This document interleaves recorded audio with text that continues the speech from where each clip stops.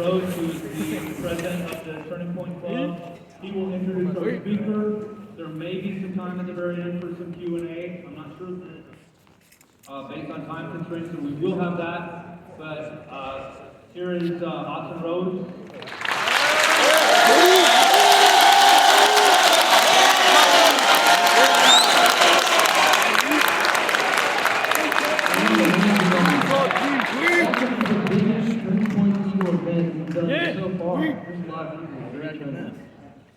I'd like to thank the Eagle High staff for allowing it to happen. I know there's a lot of backlash because of this event. They just strong made sure it would happen. I'd like to thank everybody who came. You know, there's a lot of, like I said, there's a lot of controvery surrounding this. But my company said, I don't care what things they're going to make up about me. I don't care what names they're going to call me. I'm going to stand strong in what I believe in. And that takes some real guts. So thank you.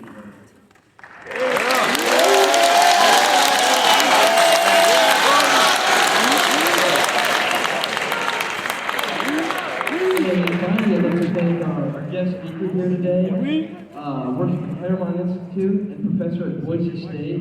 We're truly grateful it took the time to come to this event. We're truly grateful for that. So now, everyone, welcome to the stage, Professor Scott Yenor, Boise State.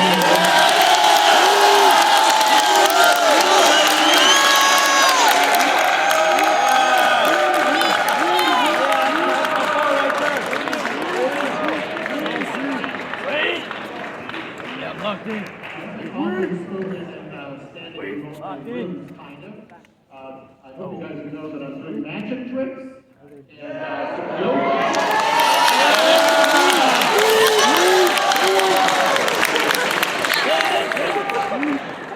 I mean, I don't want that. Well, our topic today is feminism to a strong, healthy country.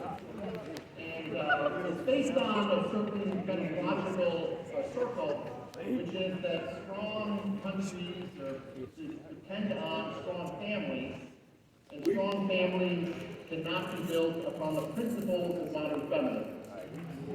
Now, I want to talk about principles, what the principles of modern feminism are, to avoid all confusion. The principles of modern feminism, I take from their own writings to be three. One, that the differences between men and women are traceable to socialization. That is, that deep down inside, there are no differences between men and women.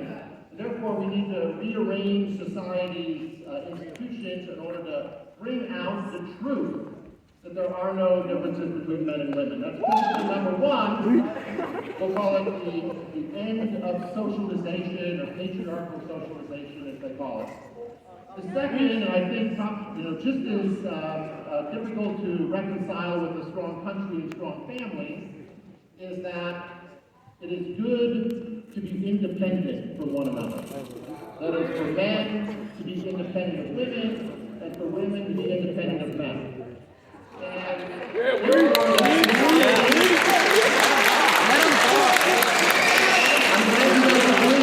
I'm glad you guys agree that this is a big problem. Because if independence between men and women is the goal of society, then feminism is inherently hostile to marriage. Because marriage is dependent of a man and a woman on one another. So you cannot reconcile the goal of independence with the goal, with the institution that is built on mutual dependence. So feminism poses problems for a family because of an emphasis on the second thing, on independence. And the third principle of modern feminism is what they would call the end of all sexual taboos. That is, the goal is to free sex from the institution of marriage entirely. This doesn't mean simply the ending of prohibitions or cultural prohibitions on premarital sex, but it also means an embrace of the homosexual agenda.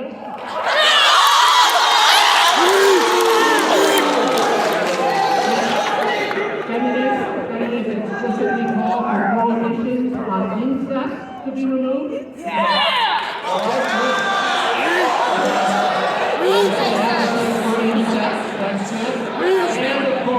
probably really like pedophilia.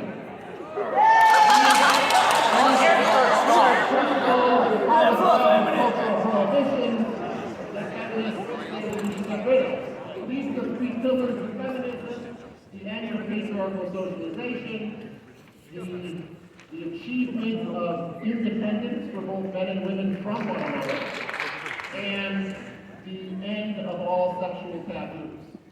Now, I think all of that would pretty obviously point to the difficulty of maintaining families in the face of feminism. That is, as I said before, families are based kind of on sexual exclusivity between men and women, and feminists oppose that. Families are based on the idea of mutual dependence, not only of the man and the woman on one another, but of children on their parents. Feminists oppose that. And marriage is based on the idea that men and women are different. And certainly they bring different things to the table when it comes to producing children. Feminists oppose that.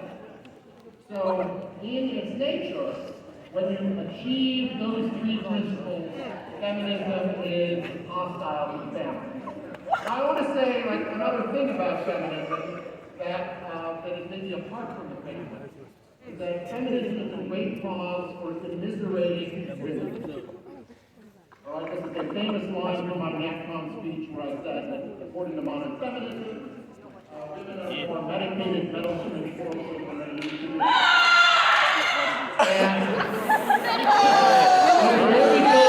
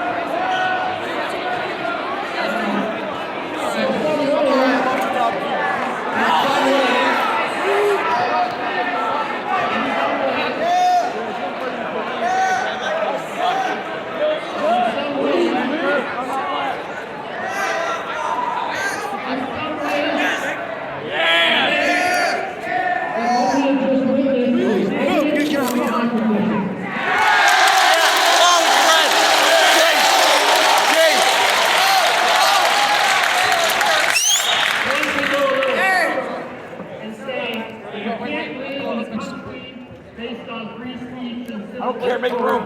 With people who reject those principles.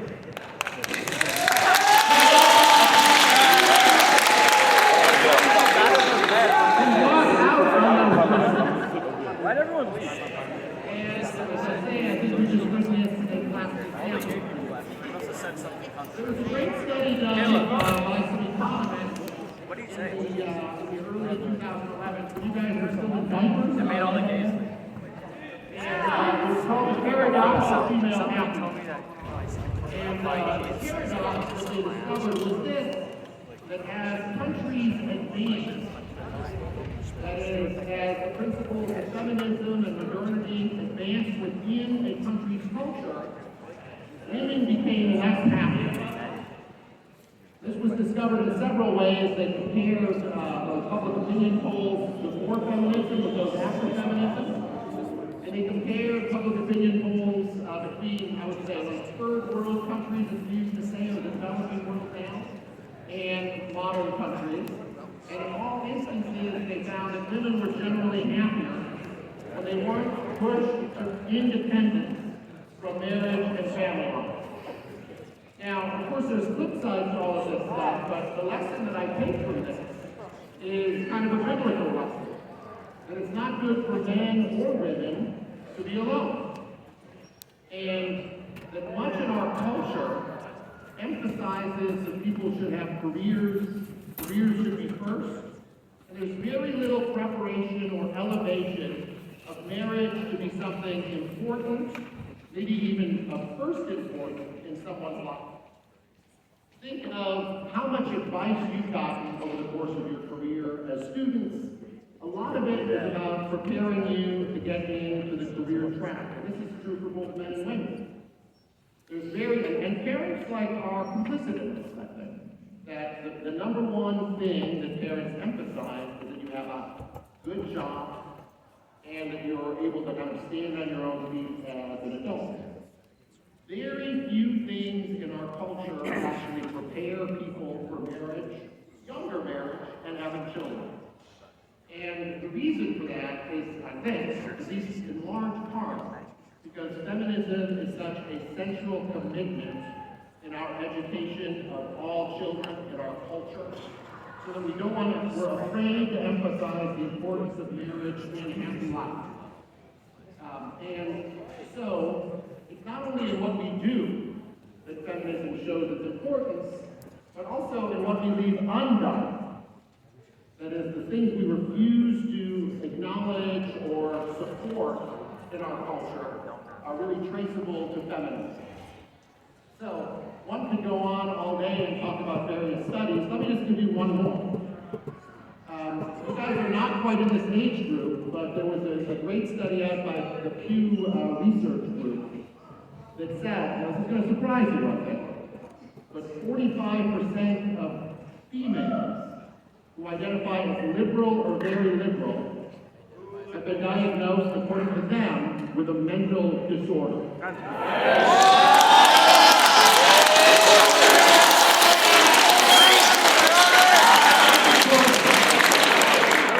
This, of course, is not something to celebrate.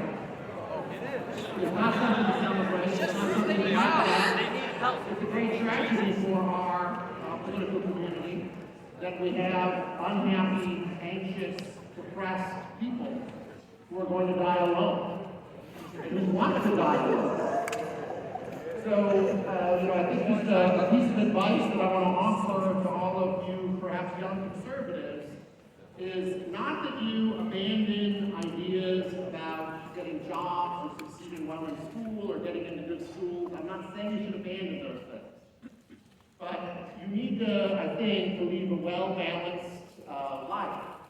You need to take those ambitions and balance them with, forming a deep community with someone that will be enduring, that will last, and finding people for that is getting easier and easier by the day. Like, I think a lot of people who've walked out might be people you don't want to date.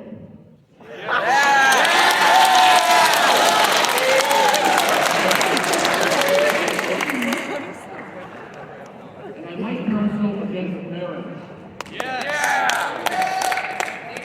But a great country, I think, really is going to depend on people who elevate, not as the only concern, but as the chief concern for their happiness. That they elevate, establishing deep, communal, fruitful relations with people of the opposite sex.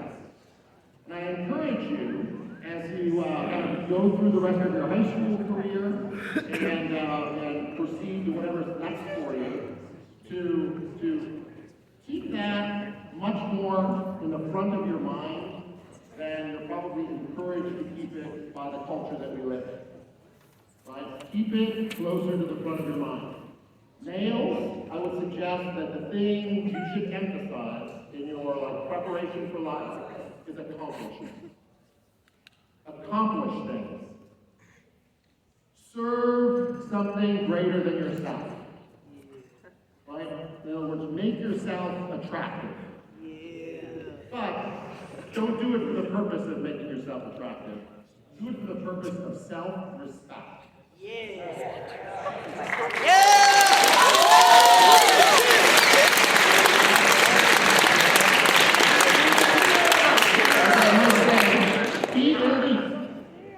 elite. And for the ladies among us, I would say that you should not give up on any ambitions that you have to work, to have fulfilling work over the course of your life. But if that is if all you pursue, you'll be older than you think before the issue of marriage comes up. And at some point, getting married and having children becomes harder to do. But if there was one fact that I would like people to know, is that their most fruitful times of life are much earlier than they think. That is, having children is actually much easier, and you have more energy and you're better at it when you're 24 than when you're 34. And right now, the average age for marriage in America is creeping over 30 years old for men, and it's about 29 for women, but it ends up being a problem for establishing relations. So that's my advice. I thank you guys all for coming out.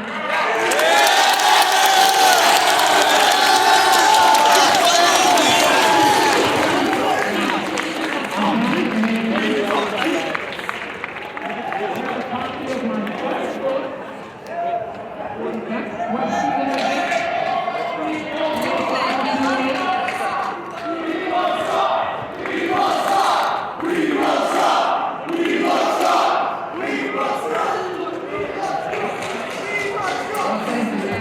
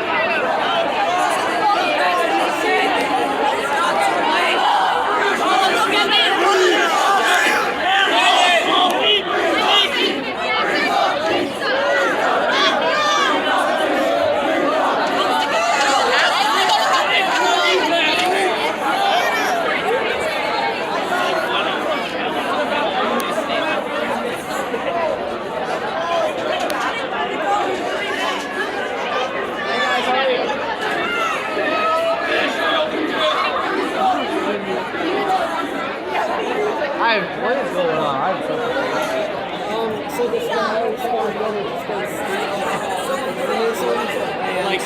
about how it's being about. How it's and so some people really liked it and other people really hated it. How do you guys get all these shirts? Jenna made the shirt.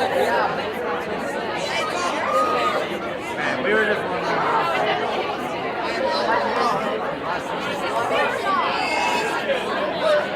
I want to talk to this guy. This guy's my legend.